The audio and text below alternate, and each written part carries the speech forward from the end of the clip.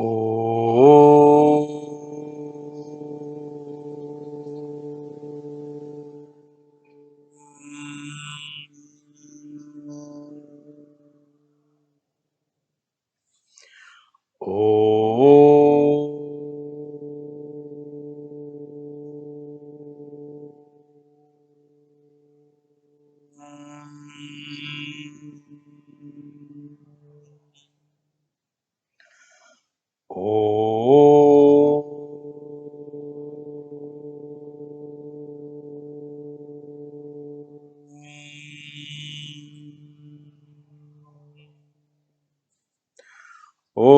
श्री गणेशाय नमः। ओम श्री सरस्वत्यै नमः। ओम श्री गुरुभ्यो नमः। सच्चिदानन्दरूपाय विश्वोत्पत्त्यादिहेतवे तापत्रय विनाशाय श्रीकृष्णाय वयं नुमः। श्रीकृष्णाय वयं नुमः। वसुदेवसुतं देवं कंसचाणूरमर्दनं देवकी परमानन्दं कृष्णं वन्दे जगद्गुरुं। कृष्णं वन्दे जगद्गुरुं। मूकं करोति वाचालं पंगुं लंघयते गिरिं यत्कृपातमहं वन्दे परमानन्दमाधवं। परमानन्दमाधवं परमानन्दमाधवम्।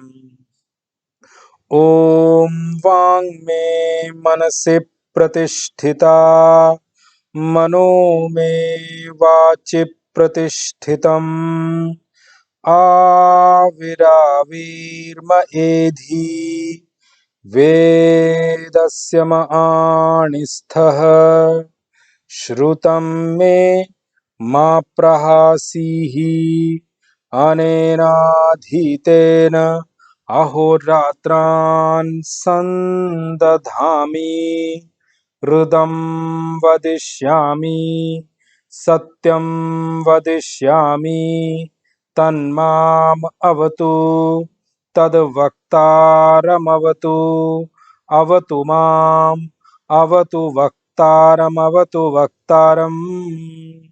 ओम शांति शांति शांति।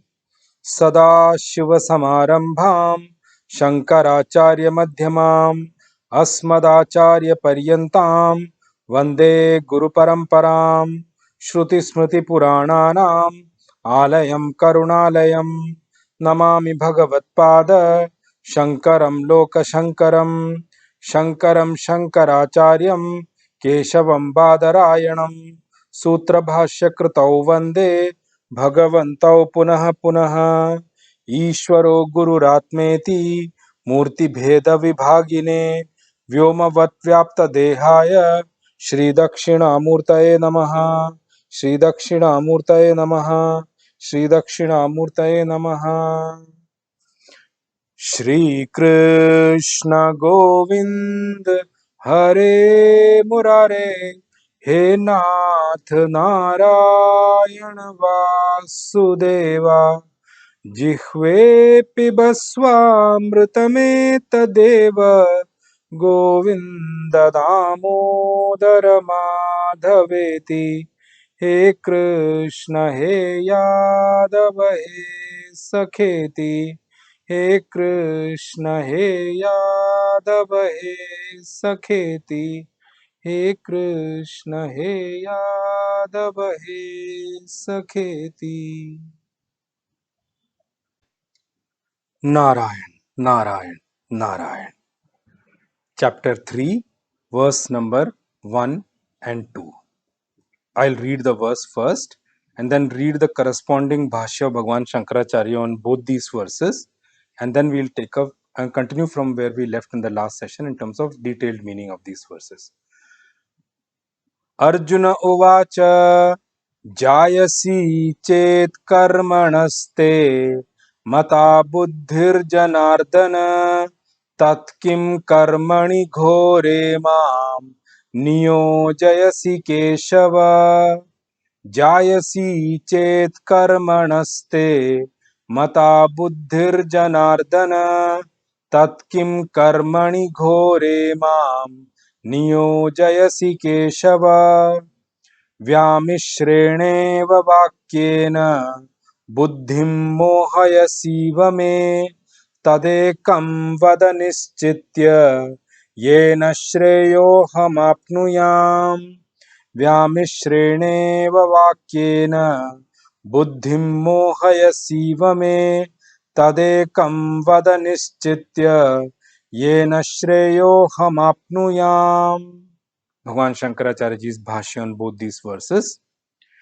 जायसी श्रेयसी चेद यदि कर्मणः सकाशात् ते तव मता अभिप्रेता बुद्धिः ज्ञानम हे जनार्दन। यदि बुद्धि कर्मणि समुच्चिते इष्टे तदा एकं श्रेयस्साधनम् इति कर्मणो जायसी बुद्धिः इति। कर्मणः अतिरिक्तकरणं बुद्धेः अनुपपन्नम् अर्जुनेन कृतं स्यात् न हि तत् एव तस्मात् फलतः अतिरिक्तं स्यात्। तथा कर्मणः श्रेयस्करी भगवता उक्ता बुद्धिः अश्रेयस्करं च कर्म कुरु इति मां प्रतिपादयति। तत्किं नु कारणम् इति भगवत उपालब्धम् हम इव कुर्वन् तत्किं कस्मात् कर्मणि घोरे क्रूरे हिंसा लक्षणे मां नियोजयसि केशव इति च यद् आह तच्च न उपपद्यते। अथ स्मार्तेन एव कर्मणा समुच्चयः सर्वेषां भगवता उक्तः अर्जुनेन च अवधारितः चेत् तत् किं कर्मणि घोरे मां नियोजयसि इत्यादि कथं युक्तं वचनम्। Then the bhashya on verse number 2. व्यामिश्रेणेव इव यद्यपि विविक्ताभिधायि भगवान् तथापि मम मंदबुद्धेः व्यामिश्रम इव भगवद्वाक्यं प्रतिभाति। तेन मम बुद्धिं मोहयसि इव। मम बुद्धि व्यामोहापनाय हि प्रवृत्तः त्वं तु कथं मोहयसि अतः ब्रवीमि बुद्धिं मोहयसि इव मे मम इति। त्वं तु भिन्नकर्तृकयोः ज्ञानकर्मणोः पुरुषानुष्ठान संभवं यदि मन्यसे तत्र एवं सति तत्तयोः एकं बुद्धिं कर्म वा इदम् एव अर्जुनस्य योग्यं बुद्धिशक्त्यवस्थान रूपम् इति निश्चित्य वद ब्रूहि। येन ज्ञानेन कर्मणा वा अन्यतरेण श्रेय अहम् आप्नुयाम प्राप्नुयाम। यदि हि कर्मनिष्ठायां गुणभूतम् अपि ज्ञानं भगवता उक्तं स्यात् तत्कथं तयोः एकं वद इति एकविषया एव अर्जुनस्य शुश्रूषा स्यात्। न हि भगवता उक्तम् अन्यतरद् एव ज्ञानकर्मणोः वक्ष्यामि न एव द्वयम् इति। येन उभयप्राप्त्य संभवम् आत्मनो मन्यमान एकम एव प्रार्थयेत्। Supreme Consciousness Bhagwan Krishna elaborately spoke about all that is available in the spiritual arena for a man to work upon in the second chapter. Now, when somebody presents the whole spiritual context and whole spiritual things available in the spiritual arena, which is available for the mankind, and considering that the whole population is divided into people with different levels of qualification, and of course, as part of raising or erasing the confusion of Arjun, Bhagwan first gave the entire topic of spirituality in this chapter 2. And when the chapter 2 in the chapter 2 Bhagwan gave the entire knowledge which is available on spiritual arena, of course then Bhagwan gave all that is available for the entire mankind, so to say. Now when we say entire mankind, as I just mentioned few minutes back when I started this conversation, is that when entire mankind, you cannot say that everybody is equally qualified. So to say, everyone is at different level of qualification in this creation. Of course, many people have worked hard in the previous life, and they are continuing their journey from there. Some people have fallen spiritually in their previous life. Some people are mediocre, or made up, or mediocre, or they have what you call that, they have built themselves up in a mediocre way, in a normal way, so to say, in terms of being a human being. And for those people are also available in the creation. So there cannot be one teaching for the entire sets of people with different qualifications. So Bhagwan, in Supreme Consciousness, Bhagwan Krishna, in the last chapter, broadly, as I mentioned in the what you call that, Sambandh Bhashya of Bhagwan Shankaracharya ji also, and the Prastavana Bhashya or Upodghat which Bhagwan Shankaracharya ji has written in the beginning also, in Sanatan Dharma, the entire spiritual teaching is broadly classified into two different paths, or I would use say there are two different streams, so to say. And it is divided in a way, what, pravritti dharma and nivritti dharma. And remember, what I mentioned in the last two sessions also, the students, the required qualification for both the paths are completely different. So students are with different and qualifications, and depending upon whatever qualifications they have, they they have a bent of mind towards one of these paths depending upon how qualified they are. And within those when we subcategorize them within the one path or one stream, and amongst them also there are certain set of qualifications which are required for one path, and certain set of kind of qualifications which are required for the other path. Within that, at one path also, there also people are with different levels of preparedness, okay, or different levels of qualification within them also. That's why for some, pravritti marg also they are able to do pretty well. And and those who are qualified, like Arjun, I'm giving you purposefully that example here, why Arjun came with this question. And remember, these question of Arjun are like the glacier from which the chapter 3 is flowing. I would use that word here, because these questions are the starting point for the chapter. And basis answering these question only, Bhagwan is elaborating upon Karma Yoga through this particular chapter. So Arjun's question acts as the glacier from where the river flows. So Arjun's question are the starting point of chapter 3, which is broadly about which is completely about Karma Yoga. So Bhagwan has elaborately spoken about Karma Yoga in this particular chapter. So since within the pravritti marg also, people with the qualifications they are at varied levels of qualification. There are different levels of qualification, there are different steps, so to say. That's why even within pravritti marg also, people can be subcategorized into those people who are higher amongst them, who are following the path correctly, the way it is to be followed, and those people, they become prepared or qualified to move into the next level, which is called nivritti marg. And then there are people who are mediocre, they continue to doing that, they may take some lives to actually reach the level of purity, to gain that purity, to work on the karma yoga correctly before they can get qualified for Sankhya Yoga. So, and then there are lower set of students also, who are actually completely doing the karma wrong. They are only inheriting sins, and they are the ones who become qualified. I'm using the word qualified for a reason here. They are the one who become absolutely prepared to be pushed down into lower levels of life in this creation, which is like insects, animals, and all those things. And I've spoken elaborately about that. Just because one have got a human birth, there is no guarantee that you will get a human birth in the next life. Please discount yourself from this thought. Please correct this thinking totally. Human life is one life where you can make your life, or you can go down the drain also. You have a choice. Remember one thing, human life is full of choices. You have choices coming in and day out to you.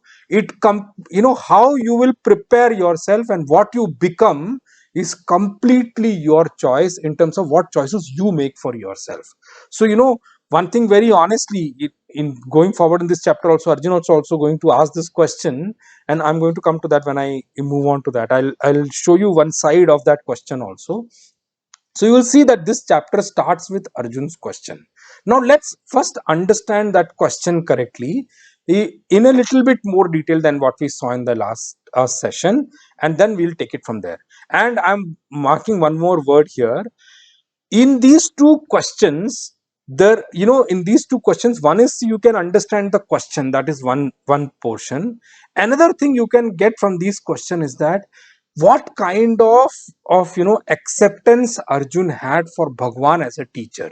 So this question, one is the question itself, definitely. The second is the way this question has been asked shows that what Arjun said in the second chapter, verse number 7 and 8, in terms of accepting Bhagwan as a guru, and then Bhagwan giving that elaborate teaching, and how Arjun poses the question. So there are certain qualities of a student also I'm going to explain you here. One more thing I'll tell you why I'm saying all these things. When somebody becomes a teacher or a guru, I told you in one of the sessions in the podcast before also, all kinds of students come to a guru. All kinds of students, and this I've heard from my guru also. And whatever little bit experience I have of teaching in ashrams also, I have also seen such things. So I'm telling you, that all kind of students come. Now, but the bigger thing is, many people who come to a teacher, a Vedantic teacher or a guru, trust me, I'm telling you, they do not have they do not even know the technique of asking a question. They are so poor in their asking the way of asking question also. I'm telling you, remember one thing very clearly: a guru doesn't need you. Guru does not need you at all. You know, he if he knows the subject of Vedant well, he has got nothing to do with you at all. He can sit down and reflect on what is the teaching, and he can realize. So actually, he is doing the work of God by giving what he has gained from, so that many can benefit. Now, in spite of those things, if people come and ask questions in really stupid and weird ways, Guru will cut them off completely, because he is not bound to answer or anyone actually, so to say. So, that thing I'm telling you, one of the thing I'm going to point out from this also is the way to ask a question. Trust me, I'm telling you, in these days, the biggest disaster of the current education system is people have lost the humility of, they have lost the ability to know how to reach out correctly to clarify a doubt also. I'm telling you, there are some people who are so arrogantly they reach out that you don't even feel like responding to such people. Trust me, I'm telling you, I've also come across, I've heard from my guru also. So it completely defines the way somebody asks a question also. You can clearly make out at what level this person is asking question. A guru, if he is a guru correctly, he can see through a personality also by not even meeting a person. So he can see through the question itself what kind of a person that is. And if somebody doesn't have faith, it can come out from the question itself. So people these days don't even know how to reach out to people. It is so pathetic state that way. And we think that we are more educated. Educated means what? You may know how to read and write, you may know a language. That doesn't make you educated. Your education comes out from the way you reach out to people, the way you interact, the way you talk. There are some people who comes out so bad that, trust me, I am also telling you honestly, some people I don't even respond also if you really come out. And people don't even understand. And you may have been listening to the things and all. You have not given anything to us to actually listen to that. So when you reach out, the minimum you can do is reach out with respect. And we are not bound to you to answer your question in case you don't even have that at minimum respect, so to say. So that is one of the thing I'm going to point out from these two verses. You need to remember one thing, and before I get into that way also, Before or Arjun reached this level of accepting Bhagwan as a teacher, Arjun has lived his life till that point and accepting Bhagwan as a friend. Remember, a friend can give you advice, but a friend cannot become your guru, because your attitude towards a friend can never be of a guru.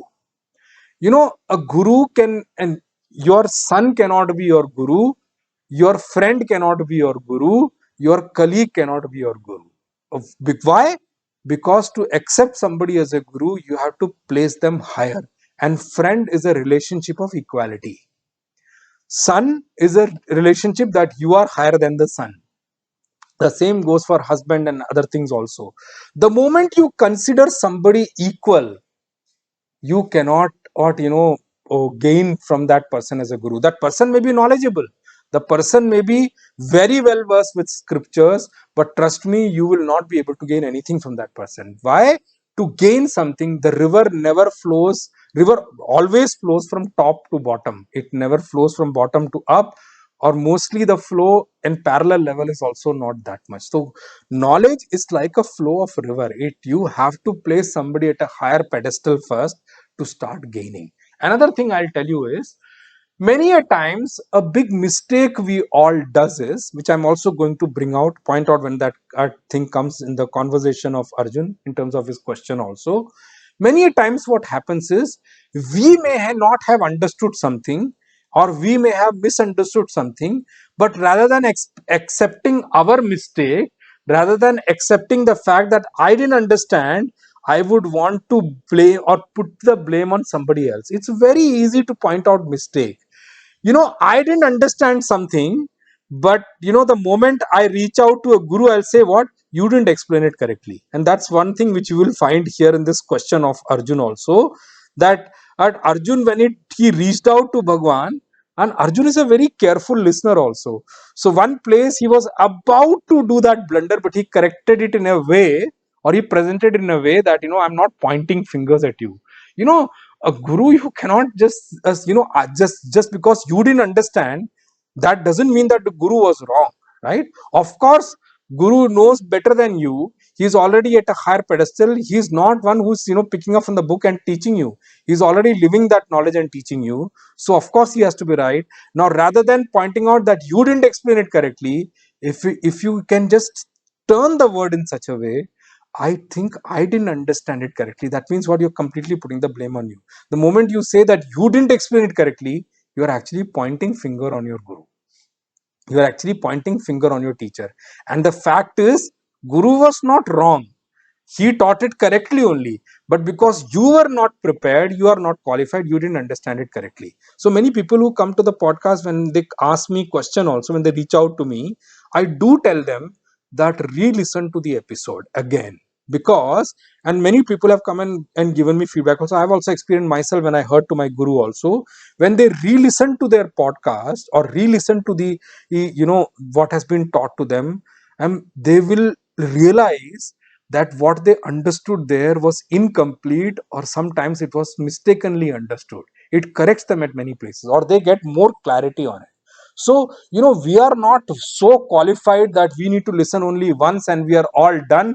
I don't need any book, I don't need any guru, I'm already realized. Don't even have that foolish kind of thinking at all. Now, let's get into the question first. What does Arjun ask Bhagwan? Arjun asks Bhagwan. Now, in the first verse, Arjun addresses Bhagwan twice. I already had pointed that out in the last session, but I'm explaining it to you again here. Bhagwan says there are two Sambodhana of Bhagwan here, two ways of addressing Bhagwan here. Hey Janardana in the first half of the first verse, and Hey Keshava in the second half of the first verse. Now, I told you in Bhagavad Gita, nothing is there without a reason, but we have to dwell deeper into the reason to understand why it has been like that.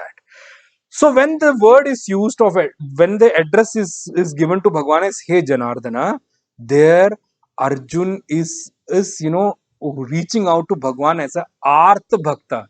Bhagwan, I am in problem. Janardana means the one who dispels away the sorrows of his people. His people mean those people who are devoted to him or who follow him. Janan Ardayati, the one who removes the sorrow, the one who removes or dispels the darkness in the life of a devotee. So, Janan Ardayati, the one who takes care of his devotee. I'll tell you one thing honestly, the way Bhagwan takes care, trust me, you have to experience it to understand.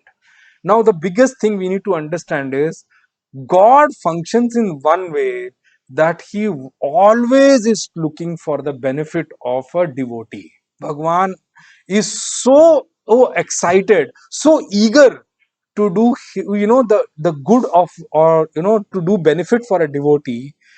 But devotees are devotees, we are all humans. We are so fools and we are such people that Bhagwan may want to do good for us, but we are such, turned towards such things that we always end up doing bad for us only. Even though Bhagwan wants to, we don't let him also do it. Many a times what God does to us, we only reverse them. I do not know how we do all those things. I'm going to talk about that also as we go on. So Arjun addresses Bhagwan as, hey, Janardana. Bhagwan, I'm reaching out to you because you are the Lord who dispels the sorrow, who removes the sorrow or darkness in the life of his devotees. Now, what does Arjun say with the first address? Arjun says to Bhagwan, Hey Janardana, te mataha, te mataha, in your or teachings, in your thought, what I've gathered from your teachings in the chapter 2, according to you, it's a firm thought of you, what I can understand. Karmana buddhi jayasi. Jayasi chet. According to you, hey Bhagwan, and what I have understood from your teachings, that as per your thought, what you firmly believe, if better than, and or far higher than action is what? Buddhi. Buddhi here means Sankhya Buddhi. Far higher than action is, or far higher than the pravritti or the path of action is the path of renunciation or the path of self knowledge. Let me say it this way. Hey Chet, you think like that at, hey Bhagwan, according to you, what I've gathered from your teaching is this is what your thought process is. Then, Tat, in spite of that, Kim, then it's Hey Keshava. He continues that in the next line. And Tat, Kim Ghore Karmani Mam Niyojayasi. Your thought is that the path of knowledge, self knowledge, or the path of renunciation is far higher than the path of action. Even though you have that thought process, still, why are you putting me into terrible kind of an action? Neo-JSC, you are setting me up for a terrible kind of an action, even though according to you, the path of knowledge or the path of renunciation is far higher. Now you see, in the second half of this verse number 1, he addresses Bhagwan as Keshava. Okay, now Keshava is one word, one address which Arjun has been doing for many years. Now here, even though Keshava means the one who has killed the demon called Keshi, the one who has killed that demon. But Keshava is one thing because Arjun knew that Bhagwan has killed that demon. So that address is a very friendly kind of an address for Bhagwan. Oh, killer of that demon. Okay, so that's a very friendly kind of an address. So the next line, Arjun comes to that level as a friend and asks Bhagwan, Tat, even though you think that, according to you, according to your thought process, what I've gathered from your teaching in the chapter 2 is that you feel that the path of knowledge, path of self knowledge, or Sankhya yoga, or Buddhi yoga, so to say, is far higher than, far better, far higher, far supreme, Jayasi, far supreme than the path of action. Still, you are setting me up, of Neo Jayasi, you are setting me up for an action which is very terrible in nature. Ghore Karmani, Mam Neo Jayasi. Still, you are saying, why are you setting me up like that? Oh Bhagwan, why are you doing that to me?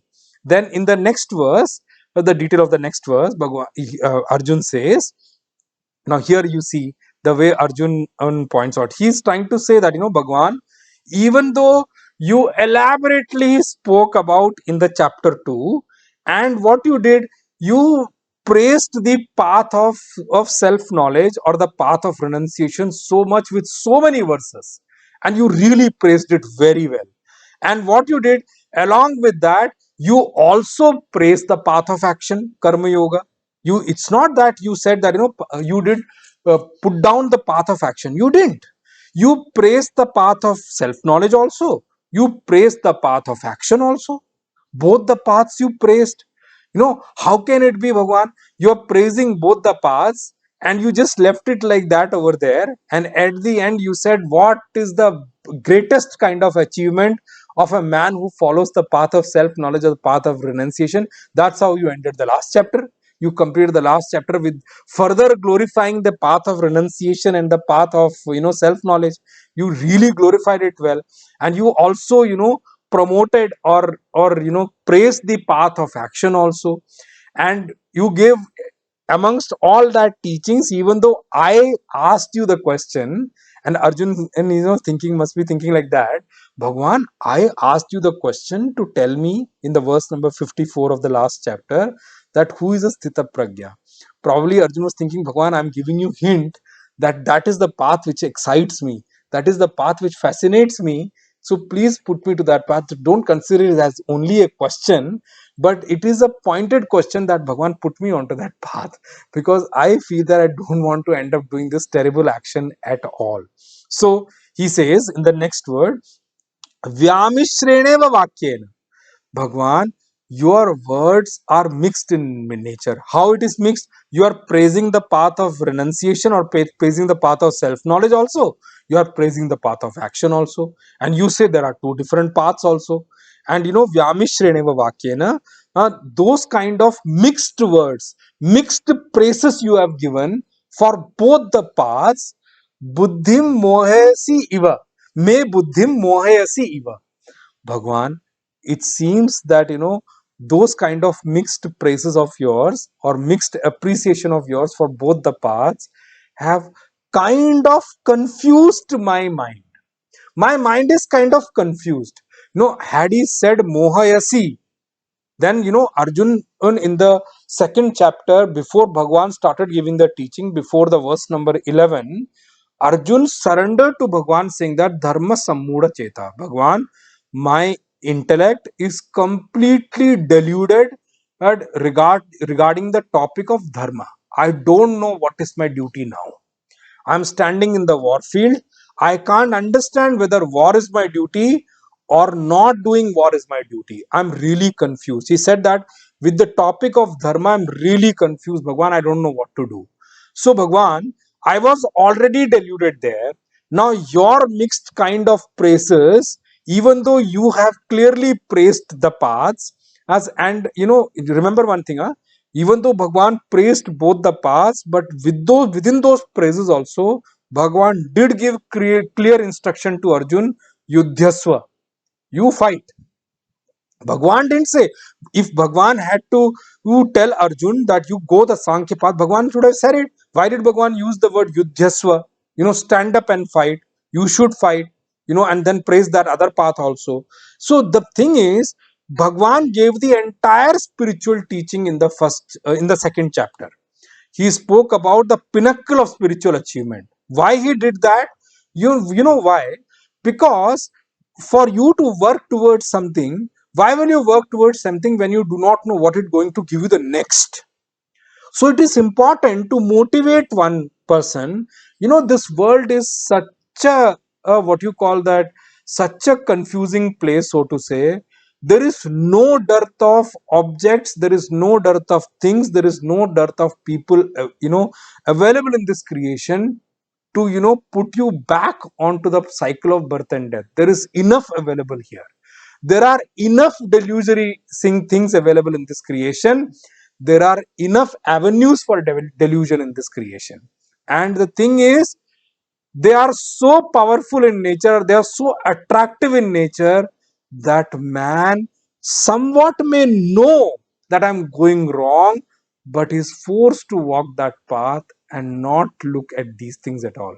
So, to take away such a man from that kind of a thought process, as it is the, Bhagwan did his duty, or Bhagwan did a beautiful representation of the complete spiritual path in the chapter 2. In chapter 2, Bhagwan gave the entire spiritual arena, and step by step, Bhagwan gave the entire thing, and then he praised the final, route, or the final path, or the highest path, the path of renunciation, and that's how he concluded his teaching in the chapter 2. So Bhagwan gave that. So Arjun says, Bhagwan, I am a soldier. Why I'm pointing this out? Soldier needs clear command. No, I'm not putting down soldier here. Huh? I'm saying that, when a soldier is in the army, the soldier looks up to his commanding officers to give clear command. And if the commanding officer says, this is also there, that is also there, and then he drops it there, then the soldier may be looking up. I'm confused. I don't know what to do. So here, Arjun's question was like about to point out to Bhagwan that, Bhagwan, your words deluded me. So what Arjun did? He did a very careful money. See, this is what shows what kind of education Arjun had, and why I pointed out that people don't even know how to interact. This is where I pointed out that point. You see here, Arjun got confused. It's right, from the teachings, Arjun did not understand what is the correct path for him.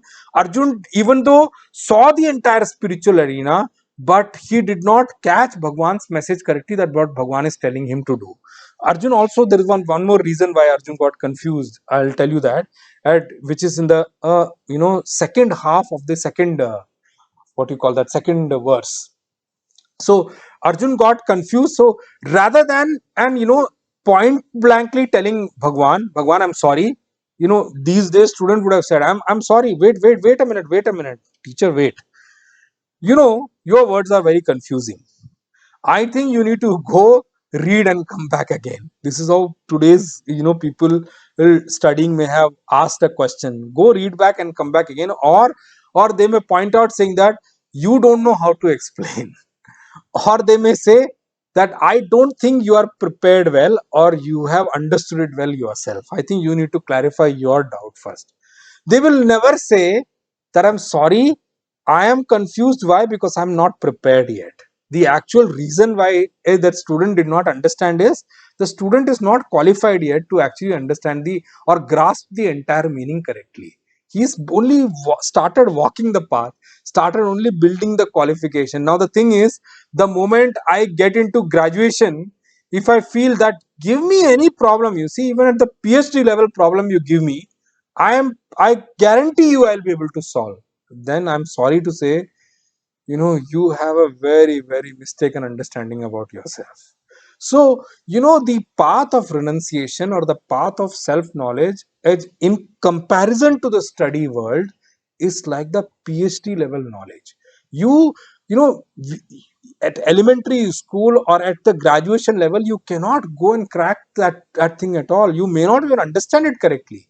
That is why re-listening is required in spiritual sciences. People come to me saying that, oh, episode or it's taking some time. I said, you sound as if you have completely understood all that has been taught. So I keep telling the people, listeners who are in my WhatsApp group, that whenever there is an episode delay, please re-listen to the episodes which are already done to get more clarity, and patiently wait for the next episode to come. So that's one of the thing which is there. So here Arjun did not say, buddhim mohayasi. He didn't say that, Bhagwan, your words deluded my intellect. Your words confused me. He used the word eva. Your words, as though they have created confusion in my mind. Which means what? Bhagwan, your words may be clear, but it's as though it has created confusion, as though I may not have understood the import correctly. I may not have understood the implication correctly. Then Arjun in the second half of the second verse says, Tad, that's why, Ekam Nischitya Vada. Bhagwan, for me, I'm like a soldier. Please don't, even though you have done a beautiful job of giving me the entire spiritual arena, And there, you remember, Bhagwan clearly told Arjun what to do. Here, still, Arjun is asking in one more time to Bhagwan. Bhagwan, maybe Arjun is thinking there is a possibility that Bhagwan may give a discount to him, or Supreme Consciousness, Bhagwan Krishna may give a discount to him and say, okay, I see your insistence. I see that you are not interested in war. Go to the path of self-knowledge or path of renunciation. He doesn't understand who is the teacher here. Remember one thing: if a guru is a really a really good guru, or the correct way we have known a guru, if guru is really good, trust me, he will never be pressurized by your question to give you what you want. He will always see the supreme good of you. And you see what Arjun repeats here in the last quarter of the second verse.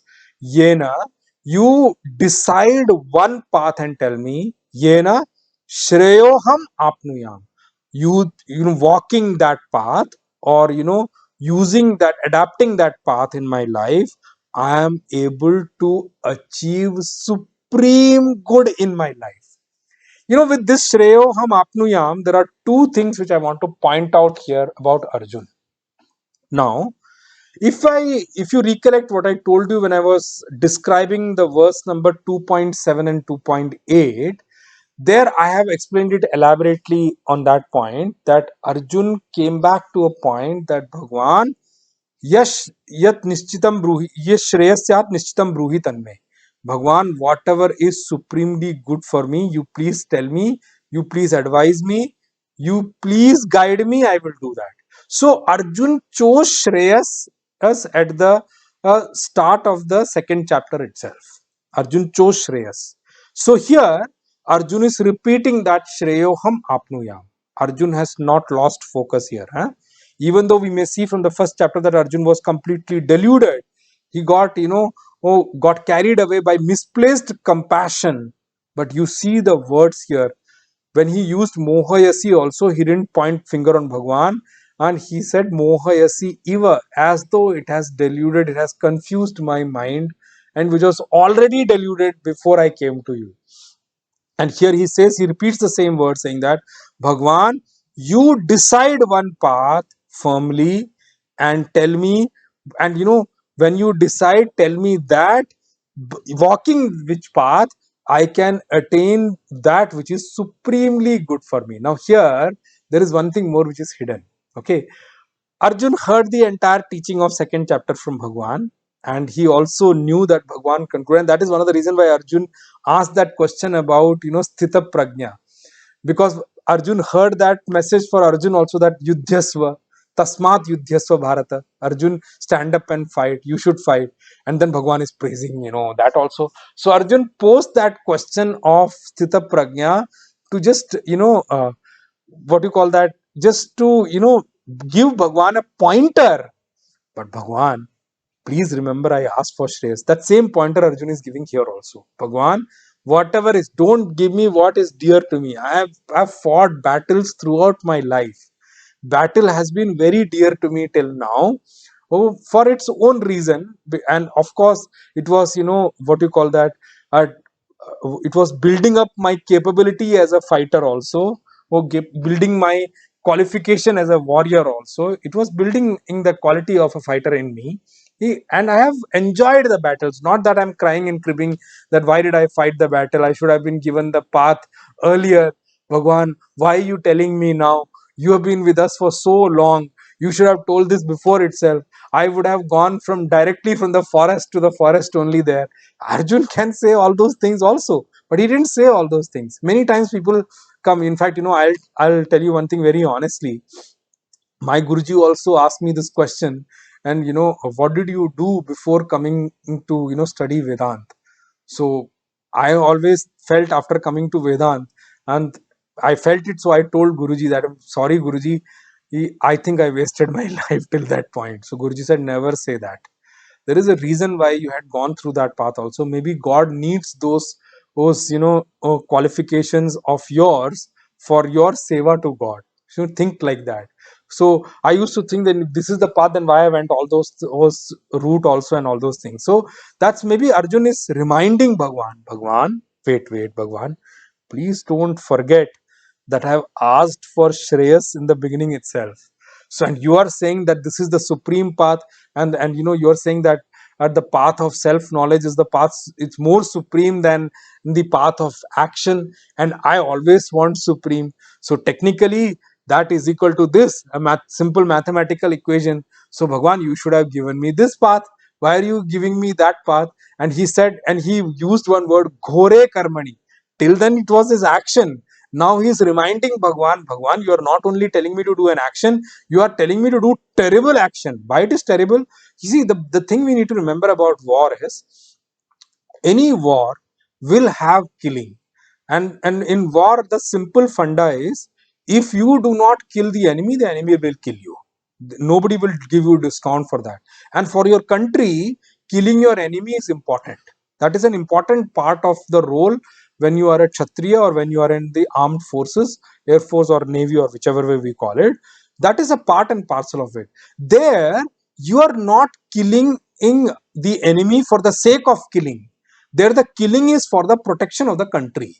It is to protect the sovereignty of the country. It is to protect the integrity of the country. It is to protect the people of the country. It is to protect our country from being ruled over by someone. It is protecting the boundaries of our mother nation so that we are able to continue to live. Our people living in the country are able to lead a peaceful life. You see, I'm telling you honestly, the kind of role which the armed forces, navy and air force people do for the country, I'm telling you, it is worth saluting throughout the life. Because of they present there, sacrificing their families, family time and all, protecting our borders, we are able to lead a peaceful life in the city. Had they not been there, you do not know the pain of invasions. You do not know what invasions does to the people living inside the country. There are so many countries at war around the world. See the fate of people. Well, what happens when the invasions happen? Everyone wants to protect their country and it is their right. And because of them, I'm telling you honestly, wherever I see them, I really salute them for the role they are doing, because what they are doing we cannot do. It is not possible for us to, and because they are there, we are able to sleep peacefully in the night. You just think when that after post the Pahalgam attack, when the sirens used to ring in these areas, how much fear was there in the environment when the siren used to ring. But still, even though the siren used to ring for the blackout, it, didn't we all used to go for or peaceful sleep ourselves? Why? Because somebody is awake throughout the night and protecting the border. That's the role they do.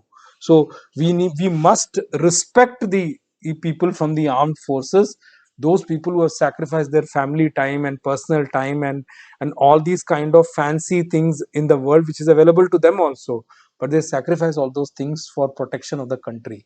So here Arjun says, and I told you, for them it is very clear, or for them the doorway of heaven is always open for the people who are in the armed forces and all. The doorway is always open for them. Why? Because that is the minimum result, minimum fruit which can be gained for the kind of sacrifice they are doing. And that is how the entire creation is, and this is how God has itself have himself planned it, that all the armed forces people will, they have the open an invitation for Swarga that way, for their service they have done. So that's the other thing. So here Bhagwan, Arjun says to Bhagwan, reminds or points to Bhagwan, don't forget, huh? I asked for Shreyas, huh? Don't forget that at all. I am asking for Shreyas, and Arjun knows that the path of Shreyas is through the path of renunciation or the path of self knowledge only, and he has got interest towards that anyway. That's another thing. And Arjun has got a lot of love for his family and other thing. He was a family man also, and here the fight is within the family, so it's more difficult to do. So I can understand the difficulty of Arjun. So Arjun is telling Bhagwan, Tad tat ekam vada nischitya, Bhagwan, please please decide one thing good for me, and remember, when you decide good for me, tell me that which is shreyast for me. So you see, Arjun's way of asking question to Bhagwan is so different, so to say. I will now go to the detailed, little bit meaning of what Bhagwan Shankaracharya's Bhashya says for these two verses. It's very interesting. That's why I'm taking you through this in a little bit length today. Bhagwan and Bhashyakar Bhagwan Shankaracharya says, Jayasi Shreyasi Ched Yadi Karmanah Sakashad Te Tava Mata Abhipreta Buddhihi Jnanam He Janardana. Bhagwan Shankaracharya says, He Janardana, in case is vis-a-vis the actions, or as compared to the path of actions, if you feel that the path of knowledge, self-knowledge, or the path of renunciation is far higher, far supreme and better, then Bhagwan, and why are you putting me through these terrible actions? Why are you asking me to do the terrible action? यदि बुद्धि कर्मणि समुच्चिते इष्टे तदा एकम श्रेय साधनम इति कर्मणः जायसी बुद्धिः इति कर्मणः अतिरिक्त कारणम बुद्धेः अनुपपन्नम अर्जुनेन कृतं स्यात्. In case, Bhagwan Shankaracharya ji very beautifully points out here, in case Bhagwan, according to Bhagwan, and the mixture of samuchaya means the mix, the in case both the paths are mixed in nature, and in case according to Bhagwan both the paths are mixed in nature, in case that was the thought of Bhagwan, that you can attain the supreme you know goal, or the supreme fruit of action, and with the mixture of both the path, in case that was the thought process of Bhagwan, and then for the benefit of mankind, or for the benefit of human beings, or for attaining the highest state of realization, and Bhagwan would have said one path only then at that time, and he would have said, with the combination of both these you can achieve the ultimate result, right? And so you can follow both the path, in case that was the thought process of Bhagwan.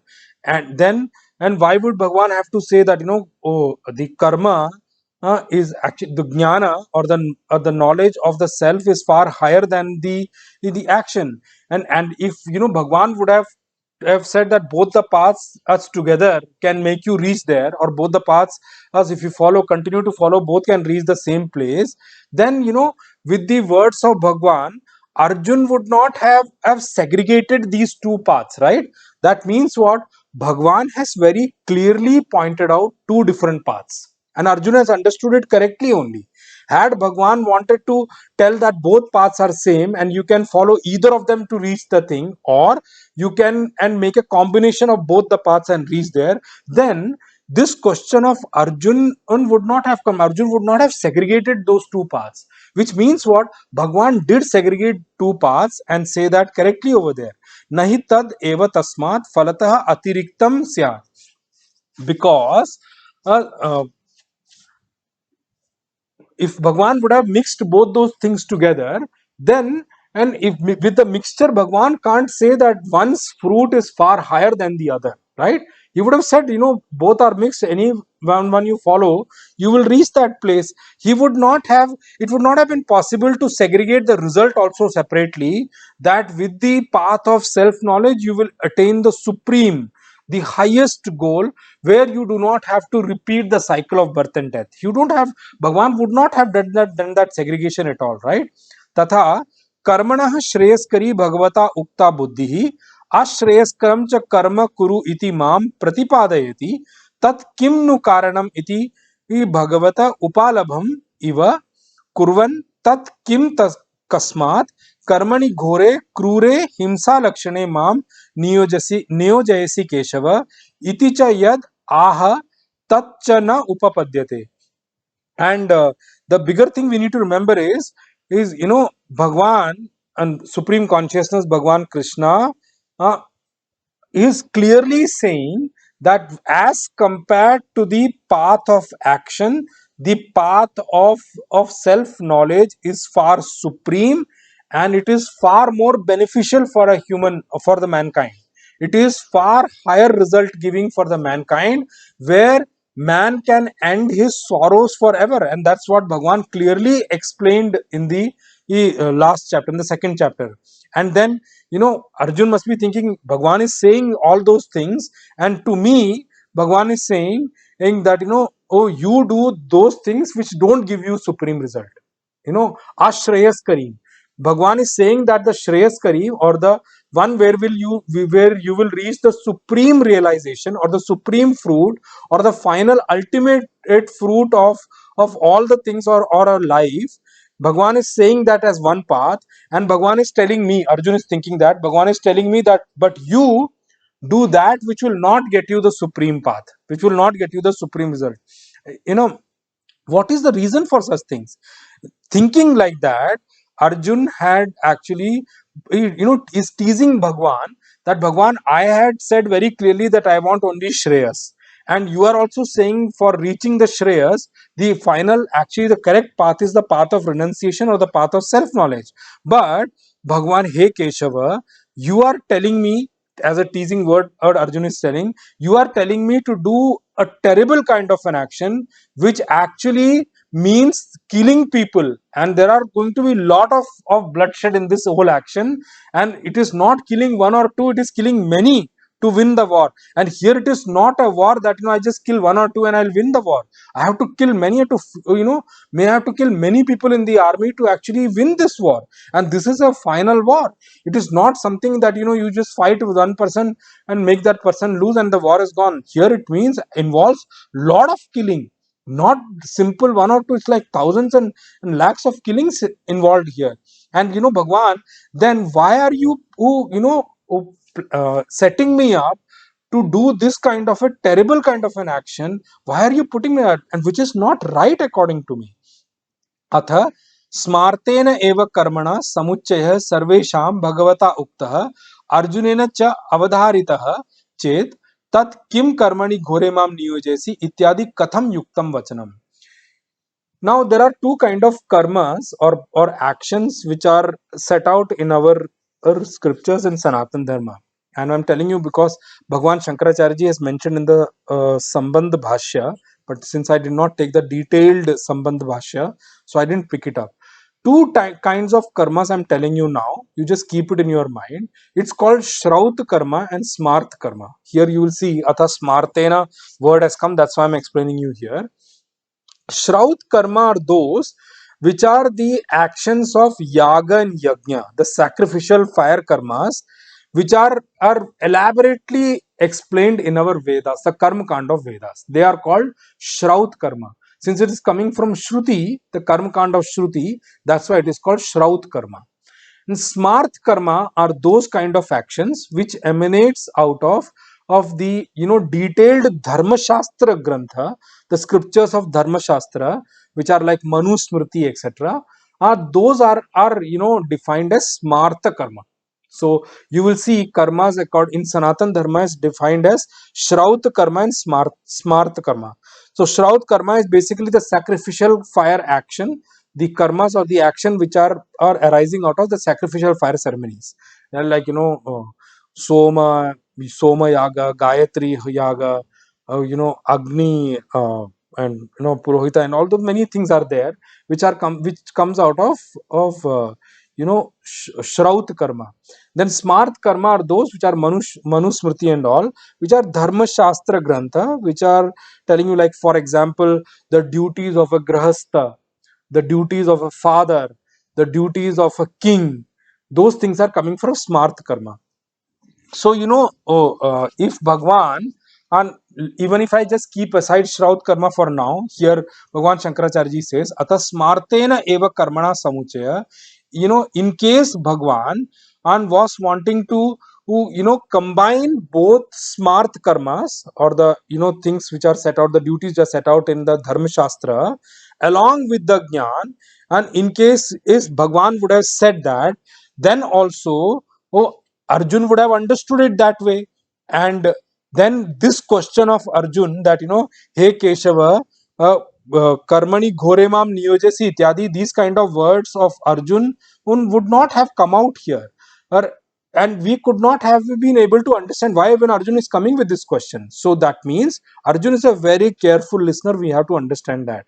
And if Arjun is coming up with a question, that means Bhagwan has elaborately said, and Bhagwan has praised both the paths very well, even though he has praised the path of self knowledge much more than the path of karma yoga, or the path of action. But Bhagwan has praised both. He didn't say that, for praising one, Bhagwan didn't put down the other. So if Bhagwan is praising both, means what?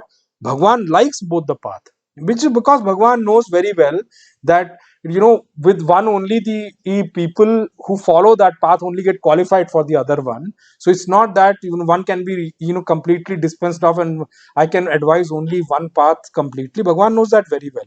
So, since Bhagwan has elaborated on both the paths, Bhagwan has not mixed both the paths together, even though Bhagwan said one will prepare you and make you qualified for the other path, and one is going to give you this result and one is going to give you that result. And that is one of the reasons why Arjun has come up with this question. In the verse number 2's Bhashya, you see the beauty of Bhagwan Shankaracharya, the way he picks it up, that Vyamishreneva Vakyena. One of the reason I elaborated on this commentaries for that, the way Bhagwan and Shankaracharya ji brings out, it's brilliant. Bhagwan Shankaracharya ji says, Vyamishrena Iva. He brings out that Iva very, point blankly. He highlights that Iva here. Yadyapi Vivikta Vidai Bhagavan Tathapi Mama Manda Buddhehe Vyamishram Iva Bhagavat Vakyam Pratibhati. Brilliant. He says, even though Bhagwan is such a teacher that he explains everything very, very clearly. Very clearly is the word. He is such a brilliant teacher, Supreme Consciousness Bhagwan Krishna, that not even one place Bhagwan has left any stone to get confused. He is such a brilliant teacher that he explained his teaching very well. You see how Bhagwan deciphered the topic. Bhagwan, when he said that, that now, even though till now I said this topic, now I'm going to elaborate on a new topic. Bhagwan himself put the differentiator. He is such a brilliant teacher, he left no stone to be unturned. Even though Bhagwan Shankaracharya ji says, even though Bhagwan is such a brilliant teacher, still, why there is a confusion which has come in the mind of Arjun? Because I am a dull-witted student. He says, is Yadyapi Vivikta Vidai Bhagwan. Even though Bhagwan is such a brilliant teacher, he explains very clearly with points and with separator, and he brings out, he elaborates or brings up topics so beautifully, and he himself says, now till now I said this topic, now I'm going to go into this topic. And in between that teaching also, Bhagwan very clearly told Arjun what to do. It's not that Bhagwan left any stone unturned for any kind of confusion. Bhagwan was very clear. He says, even though Bhagwan is such a brilliant teacher, he's such a clear teacher, he explains it so well, there is nothing compared to Bhagwan in terms of teaching. Still, well, he says, Mama Manda Buddhehe Vyamishram Iva Bhagavad Vakyam Pratibhati. Wow. He says, me, a dull-witted student, since I'm a dull-witted student, Bhagwan's teaching sounded to me like they are mixed up, and they sounded to me like they confused my intellect. They seemed to have confused my intellect, because I am a dull-witted student, not that Bhagwan is a wrong teacher. This is what I was trying to tell you, that sometimes when we even ask question to a guru, we should know how to ask that question. That is what he brings out here. We did not understand it correctly because we are dull-witted, we are not qualified. Even though we are not qualified, still Bhagwan decided to give it this teaching. Still Guru decided to give this teaching. Why? Guru knows that this student is on the right path, and one day he will get qualified to understand my teaching. That is why Bhagwan gave the teaching. That is why Guru also gives the teaching. And he says, Tena mama buddhi mohayasi iva. Because I am a dull-witted student, and because of that, the words of Bhagwan or the teachings of Bhagwan, and when it reached my ears, when my intellect processed it seemed as though, oh, those teachings confused me, because not because Bhagwan's teaching was wrong, because I was a dull-witted student. He says, is mama buddhi vyamoha vyamohapanaya panaya मम बुद्धि व्यामोहपना न व्यामोहापनयाय हि प्रवृत्तः त्वं तु कथं मोहयसि अतः ब्रवीमि बुद्धिं मोहयसि इव मे मम इति. So Bhagwan Shankaracharya ji says, Mama buddhi vyamohapanayaya hi pravrittah tvam tu katham mohayasi atah bravimi buddhim mohayasi iva me mama iti. You know, in reality, you have come here, Bhagwan, who Supreme Consciousness Bhagwan. In reality, you have actually appeared here, or you are actually through your or teachings trying to dispense off my delusion, and all your teachings are actually to move away or completely remove my delusions, remove my confusions, remove my understanding. But still, how are they confusing me? That is why I am telling you, Bhagwan, and your words are as though they are confusing me, not because your words are wrong, because I am not prepared yet. Tvam tu भिन्न कर्तृकयोः ज्ञानकर्मणोः एक पुरुषानुष्ठान संभवम यदि मन्यसे तत्र एवं सति तत्तयोः एकम बुद्धिम कर्म वा इदम एव अर्जुनस्य योग्यम बुद्धि शक्त्यवस्थानुरूपम इति निश्चित्य वद ब्रूहि. भगवान, and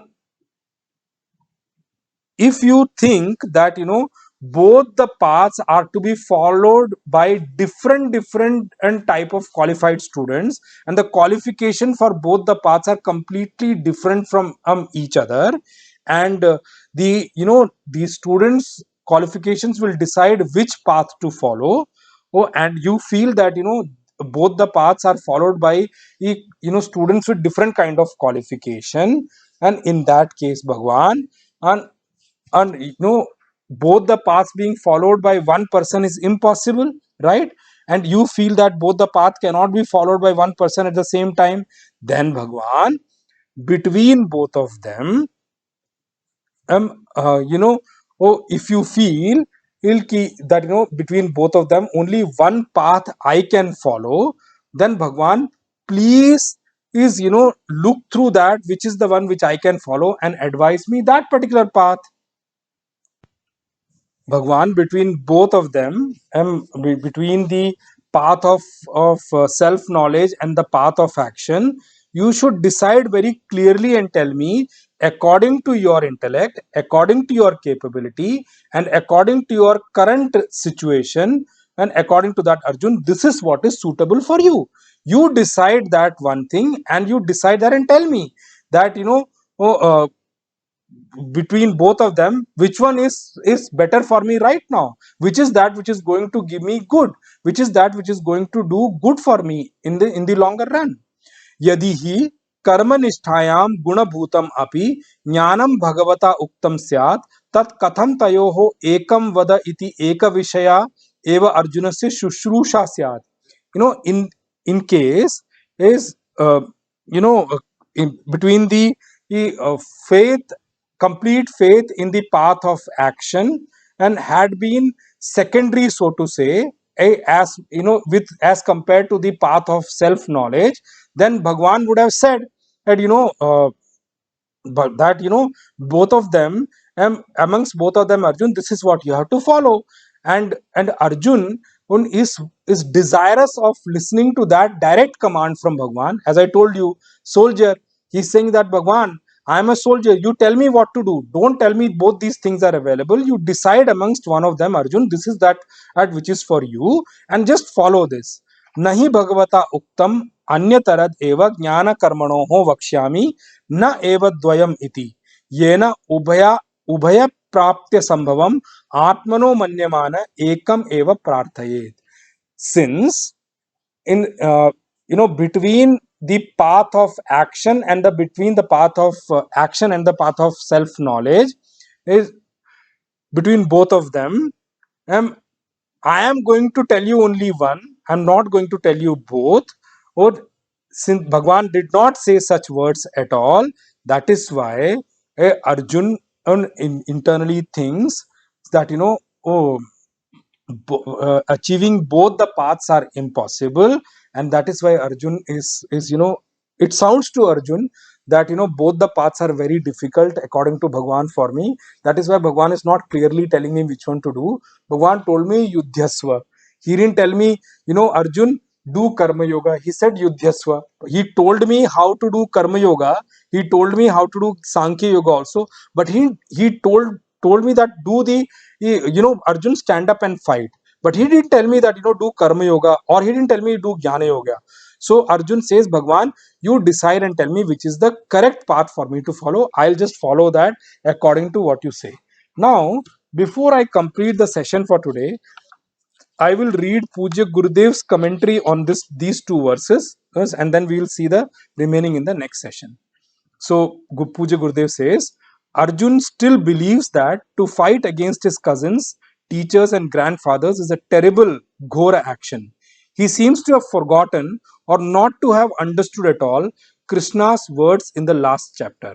Keshava had therein explained and clearly indicated that the Mahabharata war was not Arjun's attempt to murder any of his cousins or teachers. Arjuna cannot have any individual personality in any army. It was a war. In a war, the two armies fight, and it represents the clash of two ideologies. The Pandavas were convinced of the moral purity, the spiritual worth, and the divine glory of their standpoint in the imminent test of strength. But unfortunately, Arjuna could not sink his egoism and see himself totally identified with the army, championing the cause of the good. To the degree he could not identify himself with the cause, to that extent he nourished a self centered, egoistic vanity, and therefore his moral puritanism in fighting the war. Arjuna means to say that Krishna's arguments were supporting the path of renunciation, and yet they included an advice to Arjuna to undertake the great and terrible path of action. Continuing in the second verse commentary, Puja Gurudev says, suffering from his own delusions as he was, Arjuna, intellectually an average man, had not in himself that amount of subtle philosophical acumen to discriminate between the subtle arguments and grasp for himself whether the path of action or the way of knowledge was the direct approach to the infinite, the eternal. His question concludes, therefore, with a humble request, tell me that one path by which I, for certain, can attain the highest. As a child of that age, there was no doubt, even in Arjuna's mind, that life was not to be squandered away in merely producing, acquiring, hoarding, and spending wealth. As a true child of Hinduism, he vaguely knew that he had to fulfill a great cultural mission in this world, and that material successes were only the means and not the end or the goal. Partha's doubt was only on how best he could make use of the environments that presented themselves to him so that he might carve out for himself a greater cultural growth and a fuller spiritual unfoldment in himself. With this, we complete the session for today. Rest we'll see in the next session.